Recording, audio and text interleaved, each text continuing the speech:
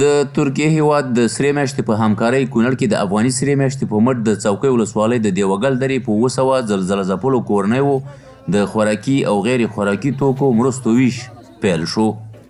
2 بوجۍ اوړه دي، 1 بوجۍ وریځې دي، چای ده، بوره ده، مالګه ده او بسکیټ دي او غوړي دي.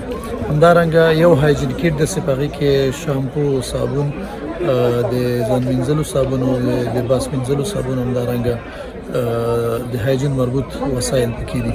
زلزله ځپلي چې دا مهال د ژمي له سختې یخنۍ سره مخ دي د افغاني سرې میاشتې له دغه مرستو خوښي څرګندوي او په ورته مرستو ټینګار کوي.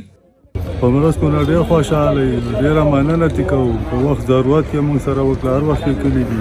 الله دې اجر ورکړي. وخت مشکلات ډېر دی، حالات خراب دی، کورونه وران دي، جمع دی، بارانونه دي او دې مرستو باندې موږ ډېر خوشحاله یو. موږ یې مجبوره خلک زلزلې ځپلي هېڅ کور کې نشته دی، نه نغدي شته دی او نه د خوراکي څه مواد شته دی. دې مرستو ته موږ ډېر خوشحاله یو. موږ ډېر عجزه خلک یو، زلزلو هم ځپلي. هر کله چې یو خارجي ډونر راغلی دی، د ټولو نه مخکې موږ د کونړ د زلزله ځپلو مشکلات د هغوی سره شریک کړي دي او کوشش کوو چې د خلکو ته کورونه جوړ کړو د خپل وس او د توان مطابق، او په آینده کې د دې خلکو سره کومک وکړو تر څو دا خلک بېرته خپل عادي ژوند ته راوګرځي. د یادولو وړ ده چې تر دې وړاندې د افغاني سرې میاشتې له لوري د زلزله ځپلو سره نغدي مرستې هم شوې وې.